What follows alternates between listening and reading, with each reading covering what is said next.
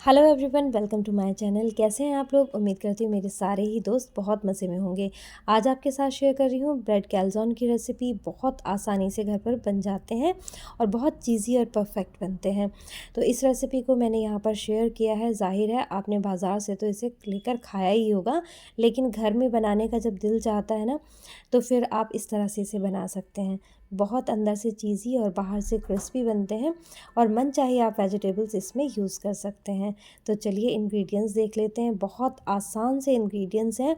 Bread कैल्ज़ोन बना रहे हैं तो हमने सबसे पहले ब्रेड स्लाइस का इस्तेमाल करना है। मैं यहाँ पर 8 से 10 ब्रेड स्लाइस लिए हुए हूँ। अच्छा, ये रेसिपी जो मैं आपको बता रही हूँ, रमज़ान भी आने वाले हैं तो आप रमज़ान के दिनों में भी इसको बना सकते हैं। आप चाहें तो आजकल बना करके इनको स्टोर भी कर सकते हैं रमज़ान आने से पहले। तो यहाँ पर जो इंग्रेडिएंट्स मैं दिखा रही थी उसमें सबसे पहले मैं आपको ब्रेड स्लाइस बता चुकी हूँ। अब यहाँ पर मैंने 8 से 10 ब्रेड स्लाइस लिए हैं। आपको जितने बनाने हैं ना, आप क्वांटिटी हर चीज़ की उसी हिसाब से बढ़ा या घटा सकते हैं। अब यहाँ पर 1 कटोरी मैंने कॉर्न लिए, स्वीट कॉर्न, और एक मीडियम साइज़ का प्याज लिया है जिसे हमने रफली चॉप कर लिया है। अब यहाँ पर वेजिटेबल्स की बात करें तो आप यहाँ पर कैप्सिकम ले सकते हैं, बेल पेपर ले सकते हैं, मशरूम ले सकते हैं, पनीर ले सकते हैं, और साथ ही आप अगर नॉन वेजिटेरियन हैं तो आप चिकन वगैरह को पका करके, ड्राई पका होना चाहिए, वो भी यहाँ पर इस्तेमाल कर सकते हैं। अब यहाँ पर हम कैल्ज़ोन बना रहे हैं तो ज़ाहिर है चीज़ तो ज़रूर यूज़ होगी। मोज़रेला चीज़ 1 कटोरी ली है। यहीं पर मैंने आधा चम्मच लिया है चिली फ्लेक्स का। यहीं पर नमक लिया है, आधा चम्मच से भी कम हमने यहाँ पर इस्तेमाल किया है। अब यहाँ पर जो मैं दिखा रही हूँ ये पिज़्ज़ा पास्ता सीज़निंग है। ये ऑरिगेनो बिल्कुल भी नहीं है, मार्केट में ईज़िली अवेलेबल हो जाती है।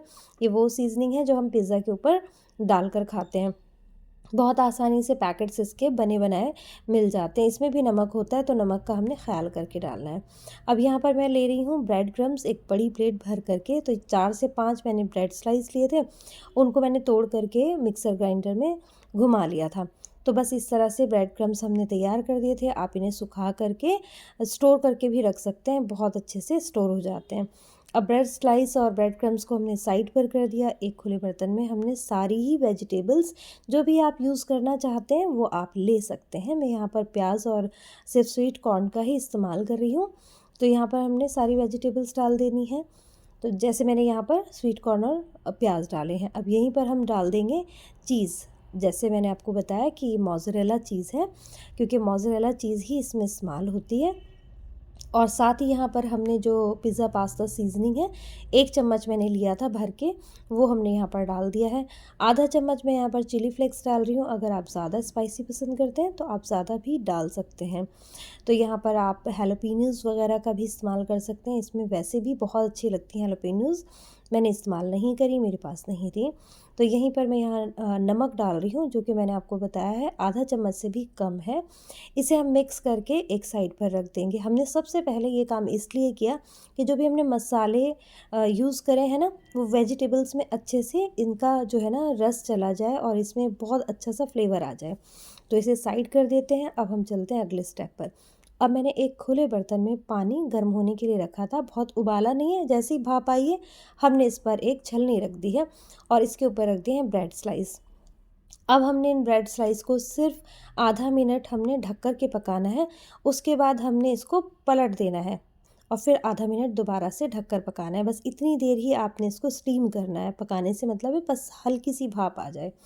तो इस तरह से मैंने सारे ही ब्रेड स्लाइस तैयार कर लेने हैं। तो दोनों साइड से आपने इसको करना है जिससे कि बहुत अच्छे और सॉफ्ट से बन जाए। अच्छा, ये जो ट्रिक है ना सिर्फ कैल्ज़ोन बनाने के लिए नहीं है, ये काफ़ी सारी चीज़ों में भी इस ट्रिक को आप इस्तेमाल कर सकते हैं। बहुत डिफरेंट टाइप की रेसिपीज़ आप बना रहे होते हैं, ये आपने देखना है आपने किस तरह करना है। तो मैं इसी तरह से सारे ब्रेड स्लाइस यहाँ पर तैयार कर चुकी हूँ और आप देख सकते हैं, ये देखिए कितना सॉफ्ट ये बनता है, बिल्कुल बीच में से नहीं टूटेगा। मैंने फ्रेश ब्रेड लिए थे। अगर आपके पास फ्रेश नहीं है, आप इस तरह से करेंगे तो वो भी फ्रेश हो जाएंगे। तो बस यहाँ पर हमने अच्छे से रोल कर देना है और थोड़ा सा कैमरा, मुझे पता नहीं चला कैसे डिसबैलेंस हो गया। बस आप ये समझ लें कि आपने इसको अच्छे से रोल करना है। जो बेलन है उससे हल्का प्रेस करके करें और किनारे आपने काट लेने हैं। इससे क्या होगा कि बहुत अच्छा सा ये नीटनेस आ जाती है, अच्छा लगता है। तो ये हमने इस तरह से काट लेने हैं। इसी तरह मैं बाकी के सारे ब्रेड स्लाइस रोल करूँगी और उनकी साइड्स इसी तरह से कट कर लूँगी। तो इस तरह से हम तैयार करके सारे ही रख लेते हैं। आप ये देख सकते हैं इस तरह से हमने तैयार किया है। और ये देखिए यहाँ पर मैं सारे ब्रेड स्लाइस तैयार कर चुकी हूँ। बिल्कुल ऐसा हो जाएगा जैसे आपने रोटी बेली हो, बिल्कुल इस तरह से। अब यहाँ पर जो हमने मिक्सचर तैयार किया था ये भी हमारा रेडी है, इसको भी हम साइड पर रख लेंगे। और आप यहाँ पर नमक वगैरह टेस्ट कर सकते हैं, अगर ज़रूरत लगे तो आप डाल सकते हैं। अब यहाँ पर एक और इंग्रेडिएंट मैं ऐड कर रही हूँ जो कि बहुत ज़रूरी है। यहाँ पर हम क्रीम चीज़ ले रहे हैं, तो ये डालना बहुत ज़रूरी है। मैंने सिर्फ आधा कटोरी डाला है, आप अगर पूरा 1 कटोरी डालेंगे तो और ज़्यादा चीज़ी बनेगा। ये आप पर डिपेंड करता है कि आपने इसे ज़्यादा चीज़ी खाना है या कम। तो ज़ाहिर है ये चीज़ी ही पसंद किया जाता है, ज़्यादा चीज़ इसमें हो तो बहुत ही अच्छा लगता है, लेकिन मैं यहाँ पर थोड़ी ही चीज़ डाल रही हूँ। और बस इसे मिक्स करेंगे और साइड पर कर लेंगे। बाज़ार से लेकर खाते हैं ना आप, इसका भी आप एक बार ट्राई कीजिएगा, आप इसका टेस्ट हमेशा याद रखेंगे, बहुत ही मज़े का लगता है। अब यहाँ पर एक हमने रोल किया हुआ ब्रेड स्लाइस लेना है और बस 1 चम्मच हम यहाँ पर ये मिक्सचर लेंगे।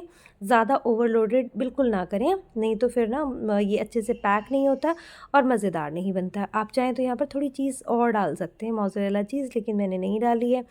अब किसी भी ब्रश की मदद से आप इसकी साइड्स को गीला कर दें। मैं यहाँ पर स्पून की मदद से साइड्स पर हल्का हल्का पानी लगा रही हूँ, जिससे कि हमारे जो ब्रेड कैल्ज़ोन है वो अच्छे से पैक हो जाएं।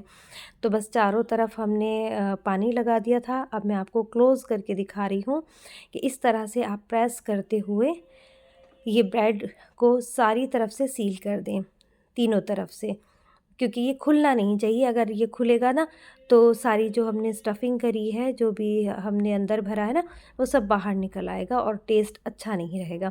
तो ये पैक अच्छे से होना बहुत ज़रूरी है। आप देख सकते हैं कितनी खूबसूरती से ये पैक हो गए हैं और इसी तरह हमने सारे यहाँ पर बनाकर तैयार कर लिए हैं। तो बस अब हम इसे साइड करते हैं और अगला स्टेप देखते हैं कि हमने क्या करना है।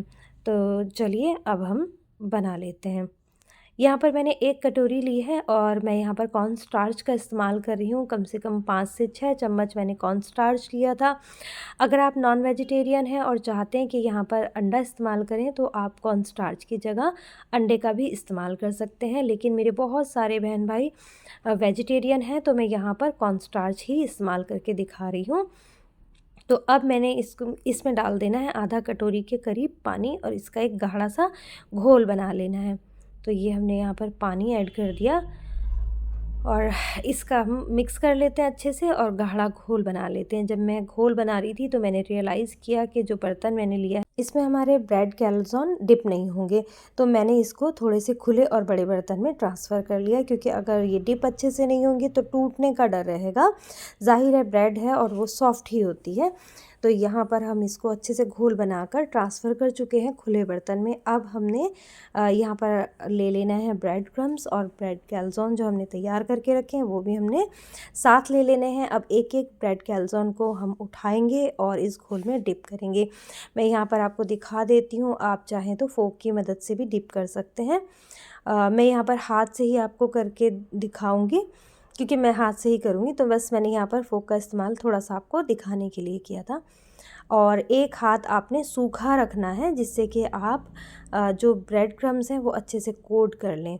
तो यहाँ पर प्लेट मेरी ये भी छोटी लग रही थी, तो मैंने इसको भी जल्दी से बड़ी प्लेट में ट्रांसफ़र कर दिया है। खुले और बड़े बर्तन लें जिससे कि अच्छे से आप डिप कर सकें और ब्रेड क्रम्स में कोट कर सकें। तो आप देख सकते हैं कितनी खूबसूरती से अच्छे से ये कोट हो चुका है। इसी तरह मैं आपको एक और यहाँ पर डिप करके दिखाती हूँ। तो ये हमने घोल में डिप किया, उसके बाद हमने इस पर ब्रेड क्रम्स अच्छे से लपेट देने हैं। अच्छी तरह आपने ब्रेड क्रम्स लगाना है जिससे कि ये पूरी तरह कवर हो जाए। बहुत इसी वजह से ये बहुत बाहर से क्रिस्पी बनेंगे, तो ये करना बहुत ज़रूरी है। तो ये नहीं है कि आप ये वाला स्टेप ना करें, तो कोई भी स्टेप छोड़े नहीं, वीडियो को पूरी देखें। मैं एंड में कह रही हूँ, लेकिन शुरू से ही आप पूरी देखेंगे ना तो आपको अच्छे से समझ में आ जाएगा। तो बस ये सारे ही हम तैयार करके यहाँ रख चुके हैं। इस स्टेज पर अगर आपने स्टोर करना है तो इस स्टेज पर आप खुला खुला इसको फ्रीज़र में जमा लें। जब आप देखें कि ये थोड़े से सख्त हो गए तो आपने इनको अलग करना है और किसी भी पॉलीथीन बैग में, ज़िपलॉक बैग में आप इसको पैक करके रख सकते हैं, फ्रीज़र में स्टोर करके रख सकते हैं। जैसे रमज़ान आ रहे हैं, रमज़ान के आने से पहले आप कर सकते हैं या कभी भी आप इस तरह स्टोर करके रख सकते हैं। अब मैं इसको यहाँ पर डीप फ्राई कर रही हूँ। जो मेरे बहन भाई हेल्थ कॉन्शियस हैं वो चाहें तो इसको एयर फ्रायर में भी फ्राई कर सकते हैं। तो मैंने यहाँ पर थोड़ा सा मीडियम हॉट गर्म ऑयल लिया है, बहुत ज़्यादा हॉट नहीं होना चाहिए। उसमें हमने ये दो दो करके जो डाल दिए हैं पीसेस। आप इसमें 2-3 चीज़ों का ख्याल रखें कि जो ऑयल है वो बहुत ज़्यादा गर्म नहीं होना चाहिए। दूसरा, जब आप स्पून लगाएं तो वो तब लगाना है जब इसमें थोड़ा सा कलर आ जाए, तो नहीं तो क्या होगा, जो आपने ब्रेड क्रम्स लगाए हैं वो ब्रेड क्रम्स उतर जाएंगे और सारा मज़ा ख़राब हो जाएगा। तो बस इस तरह से हमने इनको फ्राई कर लेना है। गोल्डन ब्राउन जब दोनों साइड से हो जाए तो समझें कि हमारी जो रेसिपी है वो अच्छे से तैयार हो चुकी है। तो चलिए इसे फ्राई होने देते हैं। और ये देखिए यहाँ पर बहुत अच्छे से गोल्डन ब्राउन हो चुके हैं। मैं इसे निकाल लेती हूँ और इसी तरह से हमने सारे ही ब्रेड कैल्ज़ोन फ्राई कर लेने हैं। तो बहुत मज़ेदार बनते हैं, एक बार आप ज़रूर बनाइएगा। ये देखिए कितने खूबसूरत लग रहे हैं और खाने में बहुत ही टेस्टी हैं।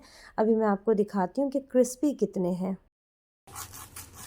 तो देखा आपने, एकदम बाहर से क्रिस्पी और अंदर से एकदम चीज़ी ये ब्रेड कैल्ज़ोन बनते हैं। उम्मीद करती हूँ आपको ये आसान और मज़ेदार सी रेसिपी ज़रूर पसंद आई होगी।